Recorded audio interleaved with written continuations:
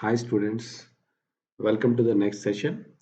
So అందరూ బాగా prepare అవుతున్నారని అనుకుంటున్నాను ఈ అసిస్టెంట్ ఇంజనీర్ ఎగ్జామినేషన్‌కి. అలాగే అంటే నెక్స్ట్ కమింగ్ ఇయర్‌లో మనకి అసిస్టెంట్ ఎగ్జిక్యూటివ్ ఇంజనీర్ నోటిఫికేషన్ కూడా ఉంటుందండి. ఎందుకంటే ఇదొక కంటిన్యూయస్ ప్రాసెస్. నోటిఫికేషన్ ఎప్పుడొస్తుంది అనేది మనం చెప్పలేము గానీ, నోటిఫికేషన్ అయితే వచ్చే అవకాశం ఉంది. రావాలి. ఎందుకంటే ఇప్పుడు రిటైర్మెంట్స్ జరుగుతూ ఉంటాయి. మళ్ళీ రిక్రూట్మెంట్స్ అనేవి ఇది కంటిన్యూయస్ ప్రాసెస్. ఇది ఎక్కడ ఆగడానికి ఉండదు. కాకపోతే అందరూ చేస్తున్న మిస్టేక్స్ ఏంటంటే, ఎగ్జామ్ నోటిఫికేషన్ వచ్చిన తర్వాత మన ప్రిపరేషన్ స్టార్ట్ చేసుకుందాంలే అప్పటిదాకా ఎందుకు అని అనుకుంటున్నారు. ఒకప్పుడు పరిస్థితి ఏంటి? మీరు సెలవు పెట్టాలి. మీరు ఒక ఉద్యోగం చేయాలి. అందరూ గూడా జాబ్ హోల్డర్సే మాక్సిమం ఎగ్జామ్స్ రాస్తారు. సో, వాళ్ళు ఉద్యోగాలు మాని కోచింగ్‌కి టైమ్ స్పేర్ చేయడం అనేది వాళ్ళ వల్ల కాదు. కాబట్టి అప్పుడేం జేసేవారు, నోటిఫికేషన్ వచ్చినప్పుడు 10 రోజులు, 20 రోజులు లీవ్ తీసుకొని ఎగ్జామ్ రాసేసేవాళ్ళు. అందులో ఆ 10, 20 రోజులు రాసే సెలవు పెట్టి రాసిన వాళ్ళకి ఉద్యోగాలొస్తాయా అంటే, ఒక 100% మంది అట్లా రాస్తే అందులో ఒక 10% మందికి టూ మచ్ టాలెంట్ ఉన్న వాళ్ళకి తప్ప, మిగతా 90% మందికి అందులో అంటే నోటిఫికేషన్ రిలీజ్ అయిన తర్వాత మనం కోచింగ్ తీసుకొని లేదా సెల్ఫ్ ప్రిపరేషన్‌తో చదివేసి ఉద్యోగం రావటం అనేది ప్రాబబిలిటీ అనేది చాలా తక్కువ. ఓన్లీ 10% మాత్రమే మీకు ఆ రకంగా ఉద్యోగం వచ్చే అవకాశం ఉంటుంది. కానీ ఈ రోజుల్లో ఇప్పుడు అంటే ఒకప్పుడు సినారియో అలా ఉంది. ఇప్పుడు మీరు ఉద్యోగానికి సెలవు పెట్టక్కర్లేదు. నోటిఫికేషన్ కోసం ఎదురు చూడక్కర్లేదు. మీరు రెగ్యులర్‌గా కొంచెం కొంచెంగా చేసుకోండి. ఉద్యోగం చేసుకోవచ్చు. ఆన్‌లైన్‌లో మనకి అవైలబుల్‌గా ఉంది. మనం రికార్డెడ్ సెషన్స్ ఇస్తాము. ఓకే. రికార్డెడ్ సెషన్స్ ఇవ్వటం వల్ల మీకు కుదిరినప్పుడు లైవ్ సెషన్‌కి, రికార్డెడ్ సెషన్‌కి కొన్ని డ్రాబ్యాక్స్, అడ్వాంటేజెస్ ఉన్నాయి. లైవ్ సెషన్ అనుకోండి మీరు ఆ టైంకి మీరెక్కడున్నా, మీరు ఏ పనున్నా వదిలేసొచ్చి కూర్చోవాలి. బట్ రికార్డెడ్ అలా కాదు. సో, మీరు మీ లంచ్ టైమ్‌లోనో, లేదంటే మీరు ఎప్పుడో బయట జస్ట్ మీ మీటింగ్స్ ఏవో జరుగుతూ ఉంటాయి. అప్పుడు మీకు బోర్ ఫీల్ అయినా గూడా హెడ్‌సెట్ పెట్టుకుంటారు, వింటారు. ఎవరడుగుతారు? సో, ఇలాగా మీకెక్కడ కుదిరితే అక్కడ, ఎప్పుడు కుదిరితే అప్పుడు, ఎన్ని సార్లు కావాలంటే అన్ని సార్లు. ఆ వీడియోని వినటం ద్వారా మీకేమవుతుంది సబ్జెక్ట్ మీద ఒక గ్రిప్పొస్తుందండి. సబ్జెక్ట్ మీద ఒక గ్రిప్పొస్తుంది. సో, మీరు నోటిఫికేషన్ ఎప్పుడైనా రానివ్వండి. మీ ప్రిపరేషన్ అనేది కంటిన్యూయస్‌గా, రెగ్యులర్‌గా జరుగుతూ ఉండాలి. సో, జరుగుతూ ఉన్నప్పుడు ఆ నోటిఫికేషన్ రాంగానే మీ ప్రిపరేషన్‌ని ఇంటెన్సిఫై చేయొచ్చు. సో, ఇంటెన్సిఫై చేయటం ద్వారా మీరు ఈజీగా జాబ్ కొడతారు. ఇది బెస్ట్ స్ట్రాటజీ. అంటే మీకు నోటిఫికేషన్ పడితేనే నేను జాయిన్ అవుతాను అని అనుకోవద్దు. ఎందుకంటే మీరు ఉద్యోగాలు చేసే వాళ్ళకి కొన్ని స్టూడెంట్స్ అన్‌ఎంప్లాయిడ్ యూత్ అనుకుంటే గనుక వాళ్ళకి ఇది బర్డెన్ ఈ అమౌంట్ అనేది. బట్ ఉద్యోగం చేసే వాళ్ళకి ఇది చాలా సింపుల్ అమౌంట్. మనం 1 ఇయర్ వాలిడిటీ ఇస్తాం. అంటే నెలకి రూ. 500 మీరు పక్కన పెట్టుకున్నా గూడా రూ. 6,000 అంటే 500 అంటే ఒక సినిమా ఒక ఇద్దరు ఫ్రెండ్స్ సినిమాకెళ్తే ఇవాళ రేపట్లో అయ్యే ఖర్చది. సో, అది మన భవిష్యత్తు కోసం ఆ మాత్రం మనం స్పేర్ చేయగలమా? లేదా? అనేది మీకు మీరుగానే ఆలోచించుకోండి. అయితే నా సజెషన్ అయితే మాత్రం మీరు సక్సెస్ అవ్వాలి అంటే నోటిఫికేషన్ వచ్చిన తర్వాత పూనుకోవటం గాదు. నోటిఫికేషన్ ఎప్పుడైనా వస్తుంది. నోటిఫికేషన్ రాకుండా అయితే ఉండదు గదా! రిక్రూట్‌మెంట్స్ అయితే పూర్తిగా వేవ్ ఆఫ్ చేశారు గదా! రిక్రూట్‌మెంట్స్ ఉంటాయి. జాబ్స్ ఉంటాయి. మీకు టైం గూడా ఇప్పుడు జేసుకుంటే నిదానంగా జేసుకెళ్ళొచ్చు. అర్థమవుతుందండి. అందుకు నా సజెషను ఇప్పుడు ఏఈ నోటిఫికేషన్‌కి ఎన్రోల్ అయితే మీకు 1 ఇయర్ వాలిడిటీ ఈ కోర్స్ ఏదైతే ఉందో అది ఉంటుంది. సో, అది యాక్చువల్‌గా ఇక్కడ ఏఈ పేపర్ సిలబస్ ఏదైతే ఉందో పేపర్ 2 సిలబసు సేమ్ సిలబస్ మనకి ఏడబ్ల్యూ పేపర్ 2 కూడా ఉంటుంది. కాబట్టి ఇదే సిలబస్ అక్కడ గూడా మీకు ఉపయోగపడుతుంది. ఇంకా అడిషనల్ ప్రిపరేషన్‌కి ఏం గావాలన్నా అవి అప్పుడు నోటిఫికేషన్ వచ్చినప్పుడు వాటి పద్ధతిలో మనం ఎలాగో అప్పుడు ఇస్తాం. ఓకే. సో, కాబట్టి అందరూ కూడా ఇప్పుడు ఎలాగో అవకాశం వచ్చింది ఏఈ ప్రిపేర్ అవ్వడానికి. దానితో పాటుగానే ఏడబ్ల్యూని గూడా టార్గెట్ చేయండి. ఎందుకంటే ఇప్పుడు నాకు ఈ ఎగ్జామ్ రాసేవాళ్ళు ఇప్పుడు నాకు చాలామంది నా దగ్గర ఎన్రోల్ అయ్యారు. అందరూ కూడా బీటెక్ గ్రాడ్యుయేట్సే ఉన్నారు. అంటే డిప్లొమా అనేది హార్డ్‌లీ ఫైండ్ అసల డిప్లొమాతో ఆగిపోయిన వాళ్ళైతే ఎవరు లేరు. అందరూ గూడా బీటెక్ గ్రాడ్యుయేట్స్. అంటే అసిస్టెంట్ ఇంజినీర్ పోస్ట్ క్వాలిఫికేషన్ అయితే డిప్లొమా పెట్టాడే గానీ, ఈ ఎగ్జామ్ రాస్తున్న ప్రతి ఒక్క విద్యార్థి గూడా బీటెక్ గ్రాడ్యుయేషన్, ఎంటెక్ చేసిన వాళ్ళే. సో, అందుకు మీరందరూ గూడా ఏడబ్ల్యూకి ఎలిజిబులే గదా! కాబట్టి దీన్ని మల్టిపుల్ టైమ్స్ యూజ్ చేసుకునేలాగా ఎందుకు మీరు డిజైన్ జేసుకోలేకపోతున్నారు? నేను చెప్పేది మీకు అర్థమవుతుందా? ఇప్పుడు ఈ కోర్స్ ఎన్రోల్ అవ్వటం వల్ల మీరు నెక్స్ట్ కోర్స్‌కి గూడా ముందుగానే ప్రిపేర్ అయిపోతున్నట్టు లెక్క. సో, ఈ రికార్డెడ్ సెషన్స్ కొంతమంది స్టూడెంట్స్ సార్ మాకు ఒక్క అటెంప్ట్‌లో అర్థం కావట్లేదు. ఒక 2, 3 సార్లు వింటుంటే అది అర్థమవుతుంది. సో, అందుకు ఈ రికార్డెడ్ సెషన్స్ అనేవి మాకు బాగా ఉపయోగపడుతున్నాయి అని కొంతమంది స్టూడెంట్స్ గూడా చెప్తున్నారు. సో, యూ కెన్ అండర్‌స్టాండ్ ఒక స్టూడెంట్ రివ్యూ అనేదే ఫైనల్. మనం ఎలా చెప్పామనే దానికి ఫస్ట్ ఫైనల్ ఎవరు? స్టూడెంట్ ఇచ్చే రివ్యూ ఫీడ్‌బ్యాక్ అంటే వాళ్ళకి ఉపయోగపడుతుంది అని అంటున్నారంటే, అది మీకు కూడా ఉపయోగపడుతుంది. అర్థమవుతుందా? కాబట్టి as early as possible competitive అంటే ఏంటంటే, ఇదొక పరుగు పందెం లాంటిది. మీరు ఎంత త్వరగా ట్రాక్ మీదకొస్తే, మీ విన్నింగ్ ఛాన్సెస్ అనేవి అంత పెరుగుతాయి. మీరు ట్రాక్ బయట నిలబడి ఎదురు చూస్తూ ఉంటే అందరూ దాటిపోతూ ఉంటారు.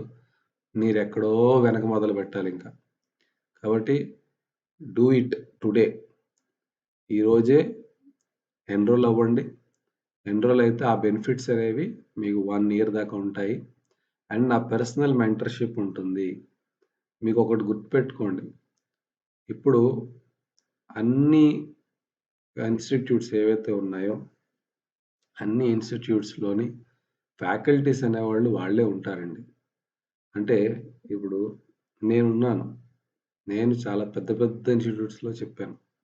కానీ నేను నా సొంతంగా ఒక బ్యాచ్ అనౌన్స్ చేసుకుందాం అని అనుకున్నాను. అనౌన్స్ చేసుకుంటున్నాను. సో, అంత మాత్రాన నేను ప్రీమియం ఫ్యాకల్టీయా? కాదా? అని మీ అందరికి ఇదే డౌట్ వస్తూ ఉంది. నా కంటెంట్ నేను చెప్పే విధానమే నేను ప్రీమియమా? కాదా? అనేది డిసైడ్ చేస్తుంది. Not the name of the institute. Okay. Not the establishment of the institute. వాటితో మీకేంటి పని? మీకు ఫ్యాకల్టీ చెప్తున్నాడా? లేదా? అది మీకు అర్థమవుతుందా? లేదా? అనేదే ఇంపార్టెంట్. అది చూసుకునే జాయిన్ అవ్వండి తప్ప, ఏదో పెద్ద పెద్ద బ్రాండ్ ఉంటదండి. బ్రాండ్ ఏంటిది? బ్రాండ్ వల్ల ఏమొస్తుంది? ఏం రాదు. ఫ్యాకల్టీ మంచోడైతే మీకు ఉద్యోగం వస్తుంది. ఫ్యాకల్టీ తెలివైనవాడు, ఫ్యాకల్టీకి చెప్పగలిగే తెలివితనం వేరు, తెలివితేటలు వేరు, చెప్పగలగటం వేరు. ఆల్ ఇండియా ఫస్ట్ ర్యాంక్ వచ్చేసినోడు ఎఫెక్టివ్ టీచర్ కాలేడు. Effective teaching is different.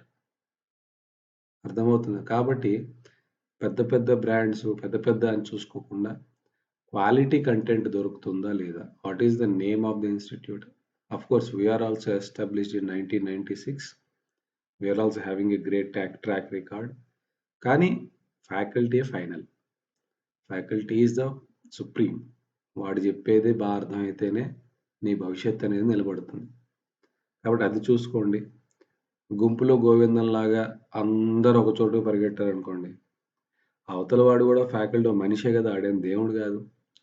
వాడు ఎన్ని డౌట్స్ అని మీకు చెప్తాడు? మీ కాల్ లిఫ్ట్ చేస్తారా? ఒక 30 మంది స్టూడెంట్స్ నా దగ్గర అయ్యారనుకోండి. నాకు ఒక రోజు సరిపోద్ది అందరూ డౌట్ అడిగితే. అదే నా దగ్గర 300 మంది ఉంటే, నేను ఎలాగ అందరికీ జస్టిస్ చేస్తానా? చేయలేను. టు బీ ఫ్రాంక్ చేయలేను. 200, 300 మెంబర్స్ స్టూడెంట్ నా దగ్గర ఉంటే, నేను జస్టిస్ చేయలేను. మరి అలాంటప్పుడు మీరు 3000 మంది గుంపులో దూరితే మీకు ఏం జస్టిస్ జరుగుతుందక్కడ? ఫ్యాకల్టీస్‌కైతే కరువు లేదు. మంచి మంచి ఫ్యాకల్టీస్ ఉన్నారు. కాకపోతే స్టూడెంట్స్ అనేవాళ్ళు నమ్మలేకపోతున్నారు అంతే. సో, వాళ్ళని అంటే ప్రతి ఒక్కళ్ళు అలాగే చెప్తారండి. పెద్ద, చిన్న అని కాదు. వాళ్ళిచ్చే కంటెంట్ అందుకే ఫ్రీ కంటెంట్ అనేది they are like demo lectures. అందులోనే వాళ్ళ కాన్సెప్ట్‌లో క్లారిటీ గాని, చెప్పే విధానం గాని మీకు అర్థమవుతుంది. సో, అందుకు మీకు మెంటర్‌షిప్ కూడా ఉండాలి. అంటే మీరు ఒక డౌట్ అడిగితే ఇమ్మీడియేట్‌గా ఫ్యాకల్టీ చెప్పే స్థితిలో ఫ్యాకల్టీ ఉండాలి. లేనప్పుడు మీరక్కడ ఎళ్ళినా గూడా వేస్ట్. అంటే మీ ప్రిపరేషన్ అనేది 50% మాత్రమే అవుతుంది. ఎందుకంటే మీ డౌట్స్ క్లారిటీ రాకపోతే మీకు మీ ప్రిపరేషన్ 100% ఎలాగవుతుంది? అవ్వదు గదా! 50% మాత్రమే అవుతుంది. సో, అందుకు సో, మనం ఎప్పుడైనా ఒక డెసిషన్ తీసుకునేటప్పుడు ఆలోచించి డెసిషన్ తీసుకోండి. ఓకే. ఈ నా వీడియో విని కొంతమంది రియలైజ్ అవుతారు. వాళ్ళు సక్సెస్ అవుతారు.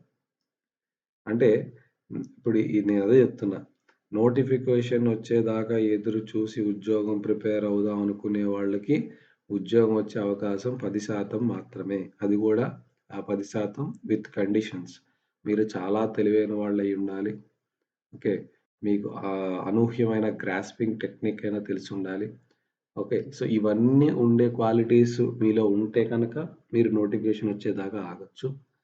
కానీ మీరు నాలాంటి సాధారణ విద్యార్థి అయితే మీరు నా యొక్క సజెషన్ అనేది వినండి, నమ్మండి. ఓకే. రెగ్యులర్ ప్రిపరేషన్ స్టార్ట్ జేసుకోండి. ఎగ్జామ్ వచ్చినప్పుడు ఇంటెన్సిఫై చేసుకోండి. అది మాత్రమే నేను మీకిచ్చే సజెషన్. పక్కా నోటిఫికేషన్స్ అయితే రాకుండా ఆగవు. ఆంధ్రప్రదేశ్, తెలంగాణ ఎక్కడైనా కూడా నోటిఫికేషన్స్ ఆగవు. అండ్ ఇన్‌ఫాక్ట్ తెలంగాణలో ఇప్పుడు నోటిఫికేషన్స్ రాబోతున్నాయి. ఓకే. మన సీఎం గారే చెప్పారు నోటిఫికేషన్స్ వస్తాయని. సో, అంతకన్నా ఇంకెవరు భరోసా ఇవ్వాలి మీకు? సో, కాబట్టి get ready. Get ready for your preparation. Okay. So, preparation అనేది ట్రాక్‌లో పెట్టుకోండి. ఎన్రోల్ అవ్వండి. Get the maximum benefit. Okay. Let us start our session for today. నా ఫస్ట్ క్వెషన్ వచ్చేసి coefficient of friction. Coefficient of friction depends upon. Coefficient of friction depends upon. ఎప్పుడైనా గుర్తుపెట్టుకోండి. Friction coefficient అనేది మీరున్నారండి. మీరు ఒక ఫ్లోర్ మీద నడుస్తున్నారు. ఫర్ ఎగ్జాంపుల్ మీరొక ఫ్లోర్ మీద నడుస్తున్నారు. మీ కాలు యొక్క ఫుట్ ప్రింట్ ఏరియా అనేది మారదు. మీ కాలు ఎప్పుడు అలాగే ఉంటుంది కాబట్టి, మీ కాలు యొక్క ఫుట్ ప్రింట్ ఏరియా మారదు. Okay. And as well as మీరు నడుస్తున్నారు గదా! ఫ్లోర్. ఆ ఫ్లోర్ షేప్ కూడా మారదు. అంతేనా? కానీ ఆ ఫ్లోర్ మీద మధ్యలో ఎక్కడో ఆయిల్ పడిందనుకోండి. మీరు నడిచే కాలు అదే. ఫ్లోరు అదే. కానీ మధ్యలో ఏముందండి?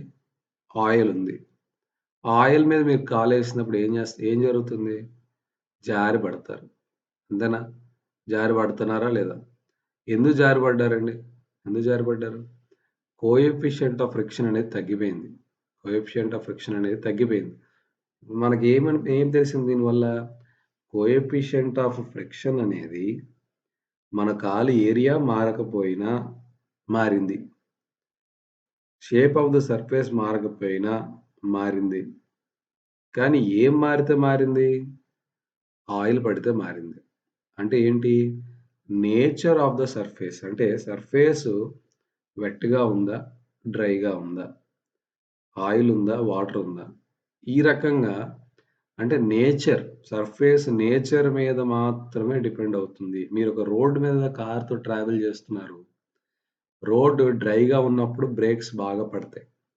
రోడ్ తడిసిందనుకోండి, మీరు బ్రేక్ కొట్టగానే కొంచెం స్కిడ్ అవుతుంది. అదే పాత టైర్స్ అయితే ఇంకా బాగా స్కిడ్ అవుతుంది. అయితే దీన్ని బట్టి అర్థమేంటి? రోడ్ మారలేదు, టైర్ మారలేదు. కానీ ఏం మారిందంటే సర్ఫేస్ మారింది. అంటే సర్ఫేస్ చేంజ్ అయితే కోఎఫిషియంట్ ఆఫ్ ఫ్రిక్షన్ అనేది మారుతుంది. ఓన్లీ సర్ఫేస్ మీద మాత్రమే డిపెండ్ అవుతుంది. Nature of the surface. Area కాదు, షేప్ కూడా కాదు. మీకు లైవ్‌లో ఒక ఎగ్జాంపుల్‌తోనే ఎక్స్‌ప్లెయిన్ చేశాను. ఆల్ ద అబోవ్ అనేది ఆన్సర్ కాదు. ఫస్ట్ దీనికి కొట్టేసేది అందరూ గూడా ఆల్ ద అబోవ్ పెట్టేస్తారు. కానీ all the above wrong. All the above wrong. ఎందుకు రాంగో మీకు డెమాన్‌స్ట్రేట్ గూడా చేసి చెప్పా. Okay. Now next question. The maximum frictional force which comes into play when a body just begins to slide over another surface is called. See, మీకు friction యొక్క variation అంటే friction అనేది 2 రకాలు. ఒకటి స్టాటిక్, ఒకటి కైనెటిక్. సో, మీరు force apply చేస్తున్నారనుకోండి. మీరొక force apply చేస్తున్నారు. దానికి ఫ్రిక్షన్ అనేది డెవలప్ అవుతుంది. ఫ్రిక్షన్ అనేది గూడా డెవలప్ అవుతుంది. ఫ్రిక్షన్ డెవలప్ అవుతున్నప్పుడు ఫ్రిక్షన్ డెవలప్ అవుతున్నప్పుడు ఇక్కడ ఫ్రిక్షన్ ఫోర్స్ పెంచుతూ ఉంటే ఫ్రిక్షన్ గూడా పెరుగుతూ ఉంటుంది. ఫోర్స్ పెంచుతూ ఉంటే ఫ్రిక్షన్ గూడా పెరుగుతూ ఉంటుంది. కానీ ఒకానొక పాయింట్ దగ్గర ఇది లిమిటింగ్ ఫ్రిక్షన్ రీచ్ అవుతుంది. ఇది లిమిటింగ్ ఫ్రిక్షన్‌కి రీచ్ అవుతుంది. దీన్నేమంటామంటే లిమిటింగ్ ఫ్రిక్షన్ అంటాం. లిమిటింగ్ ఫ్రిక్షన్ అనేది maximum static friction. That is the maximum static friction. So, limiting friction తర్వాత బండి కదలడం మొదలవుతుంది. బాడీ మూవ్ అవ్వడం స్టార్ట్ అవుతుంది. స్టార్ట్ అయినప్పుడు మళ్ళీ ఫ్రిక్షన్ అనేది కొంచెం తగ్గి ఒక కాన్స్టెంట్ వాల్యూలోకి ఎంటర్ అవుతుంది. దీన్ని కైనెటిక్ ఫ్రిక్షన్ అంటాం. ఈ వాల్యూని కైనెటిక్ అంటాం. This is maximum static. స్టాటిక్‌లో డిఫరెంట్ వాల్యూస్ ఉంటాయి. This is maximum static friction. అయితే this is the maximum frictional force. ఇక్కడ first point maximum frictional force అనగానే మనకి లిమిటింగ్ ఫ్రిక్షనే గుర్తు రావాలి. ఓకే. అండ్ ఇంకోటేంటి ఎందుకు లిమిటింగ్ ఫ్రిక్షన్ అవ్వచ్చంటే which comes into play when the body just begins. ఇక్కడే బాడీ జస్ట్ బిగిన్ అవుతుంది. సో, ఈ 2 పాయింట్స్ ఆలోచిస్తే లిమిటింగ్ ఫ్రిక్షనే ఆన్సర్ అవుతుంది. ఫస్ట్ ఆఫ్ ఆల్ ఇది maximum frictional force and also ఇది ఎప్పుడు బయటపడుతుందంటే బాడీ జస్ట్ కదిలే ముందు మాత్రమే బయటపడుతుంది. Okay. Next on the ladder resting on the ground. The ladder resting on the ground and leaning against a smooth vertical wall, the force of friction will be. See, ఏమన్నాడు ఇక్కడ ladder ఉందట. Ladder ఏమో ground ఇది. ఇది ground. ఈ గ్రౌండ్‌కి smooth vertical వాల్‌కి ఇలాగా మీరు పెట్టారు. ఓకే. స్మూత్ వెర్టికల్ వాల్ ఉంది. ఇది smooth vertical wall. Smooth vertical wall. ఇది స్మూత్ వెర్టికల్ వాల్ కాబట్టి ఏమవుతుంది ఇక్కడ దీనికి ఫ్రిక్షన్ అనేది ఉండదు కదా! కాబట్టి ఈ వాల్ అనేది ఇప్పుడు ఇలా జారిపోతుంది. బరువు వల్ల ఏమవుతుందండి? ఈ వాల్ అనేది కిందకి జారిపోతూ ఉంటుంది. కానీ ఇక్కడ ఏ ఫ్రిక్షన్ ఉండదు. ఇది స్మూత్ వెర్టికల్ వాల్ కాబట్టి ఫ్రిక్షన్ ఉండదు. కానీ ఇక్కడికొచ్చేసరికి ఏమవుతుంది? ఇది స్మూత్ కాదు గదా! ఇది ఇలా వెనక్కి జారిపోతూ ఉంటుంది. దీన్ని ఆపడానికి ఇటు ఫ్రిక్షన్ యాక్ట్ చేస్తుంది. కిందేమో ఫ్రిక్షన్ ఇటుంటుంది. ఓకే. సో, పైన మాత్రం ఫ్రిక్షన్ ఉండదు. ఎందుకు ఉండదంటే ఇది స్మూత్ వెర్టికల్ వాల్ కాబట్టి. So, the force of friction will be downward at its upper end అన్నాడు. తప్పు. ఎందుకంటే అసలు ఫ్రిక్షనే లేదక్కడ. అప్‌వర్డ్స్ తప్పు. పెర్పెండిక్యులర్ తప్పు. 0 at its upper end correct. Because it is a smooth vertical wall 0 ఉంటుంది. Next question. In actual machines mechanical advantage is greater than velocity ratio. Mechanical advantage is equal to velocity ratio. Mechanical advantage is less than velocity ratio. Mechanical advantage is unity. See, mechanical advantage అంటే ఏంటి? Mechanical advantage అంటే ఏంటండి? మీరు ఒక పని చేయడానికి కొంత effort అనేది మీరు పెడతారు. ఫర్ ఎగ్జాంపుల్ మీరు ఒక క్రేన్‌తో కొంత లోడ్‌ని ఇక్కడి నుంచి తీసి అక్కడెక్కడో పెట్టాలి. ఆ లోడ్‌ని జరపాలి. సో, మీరు లోడ్ వెయిట్ డబ్ల్యూ అనుకోండి. మీరు దాన్ని జరపడానికి మీరు పెట్టే ఎఫర్ట్ పి అనుకోండి. ఓకే. మీరు పెట్టే ఎఫర్ట్ పి అనుకోండి. మీరు లోడ్ జరుపుతున్నారు. ఆ లోడ్ వాల్యూ డబ్ల్యూ అనుకోండి. సో, ఇక్కడ మీ యొక్క మెకానికల్ అడ్వాంటేజ్ అంటే ఏంటి? మెకానికల్ అడ్వాంటేజ్ అంటే మీరు ఎంత ఎఫర్ట్ పెట్టి ఎంత లోడ్‌ని జరిపారు. ఇది మీ ఎఫర్ట్. ఇది మీరు జరిపిన load. So, this is load by effort. ఇంకా క్లియర్‌గా మనం మన క్లాస్‌లో ఎక్స్‌ప్లెయిన్ చేస్తాం. ఇక్కడ అంత టైం ఉండదు. ఒక సింపుల్‌గా చెప్తున్నాను. మెకానికల్ అడ్వాంటేజ్ అంటే లోడ్ బై ఎఫర్ట్. అలాగే వెలాసిటీ రేషియో అంటే ఏంటి? మీరు దాన్ని ఎంత కదిపారు? అంటే distance moved by the effort. అంటే మీరు ఎఫర్ట్ ఇవ్వడం వల్ల distance moved by effort capital D అనుకుంటే distance moved by the load small d అనుకుంటే, distance moved by the effort capital D అనుకుంటే, distance moved by the load small d అనుకుంటే, this is distance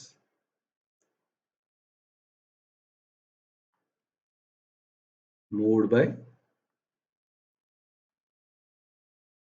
effort. This is distance moved by load. Distance moved by load. Okay.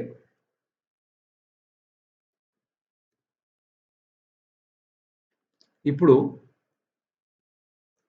ఇది velocity ratio. ఇది velocity ratio. అయితే for ideal machine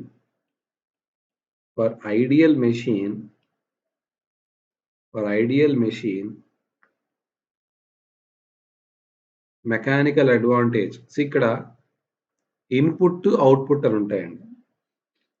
for ideal మెషిన్కి ఏమవుతుందంటే mechanical advantage is equal to velocity ratio.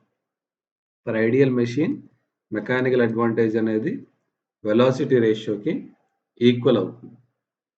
Okay. అయితే for actual మెషిన్కి వచ్చేసరికి ఇక్కడ efficiency ఎంత అవుతుంది ఐడియల్ మెషిన్కి? Efficiency is nothing but output by input. Output by input. Output ఏంటి? లోడ్ ఎంత కదిలింది, ఎంత దూరం కదిలింది. This is output. W into D. This is output energy. Load into the moment of the load. Input ఏంటి? Effort, the moment of the effort. So effort into distance moved by the effort. This is input energy. అయితే ఇప్పుడు దీన్ని ఎలా రాసుకోవచ్చు? W by Pని mechanical అడ్వాంటేజ్గా, okay. So D by small d by capital Dని 1 by velocity ratio అంటే velocity రేషియోగా. సో దీన్ని మనం ఏమంటాం? ఎఫిషియన్సీ అంటాం.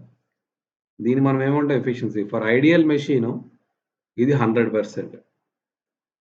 For ideal machine it is 100% కాబట్టి mechanical advantage is equal to velocity ratio ideal machine. కానీ ఇక్కడ ఏమడిగాడు వాడు? యాక్చువల్ మెషిన్ అన్నాడు. యాక్చువల్ మెషిన్కి ఎప్పుడు కూడా ఎఫిషియన్సీ లెస్ దెన్ 100 ఉంటుంది కదా. ఐడియల్ మెషిన్కి అయితే 100% ఉంటుంది, కానీ యాక్చువల్ మెషిన్కి ఎప్పుడు కూడా ఎఫిషియన్సీ లెస్ దెన్ 100 ఉంటుంది. కాబట్టి ఇది లెస్ దెన్ 100 ఉండాలి అంటే అర్థం ఏంటి? ఎప్పుడు కూడా మెకానికల్ అడ్వాంటేజ్ అనేది it should be less than velocity ratio. Mechanical advantage should be less than velocity ratio. This is the answer. Next question. On a ladder, ఇది సేమ్ ladderలో చిన్న change. ladder resisting on a smooth ground అట and leaning against a rough vertical wall. ఇందాక దానికి reverse. So ఇక్కడ same, కాకపోతే ఇక్కడ ఏంటి? Smooth ground. Smooth ground, rough vertical wall. Rough vertical wall. So ఇక్కడ ఫ్రిక్షన్ ఉండదు. ఇందాక చెప్పినట్టుగా ఇక్కడ ఫ్రిక్షన్ ఉండదు, కానీ ఇక్కడ ఉంటుంది. ఇప్పుడు ఇది జారిపోతూ ఉంటుంది, ఇటు జారిపోతుంది. ఇటు జారేటప్పుడు ఇది కిందకు పడుతుంది. అంతేనా? ఈ ఎండ్ ఇలా జారుతున్నప్పుడు ఇది ఇలా మనం నిచ్చెన ఎలా జారుతుందో ఊహించుకుంటే మనకు అర్థమైపోతుంది. ఇప్పుడు ఇది మూమెంట్ ఇలా ఉంది కాబట్టి దీని ఫ్రిక్షన్ ఎలా ఉంటుంది? ఇటు ఉంటుంది ఫ్రిక్షన్ ఆపడానికి.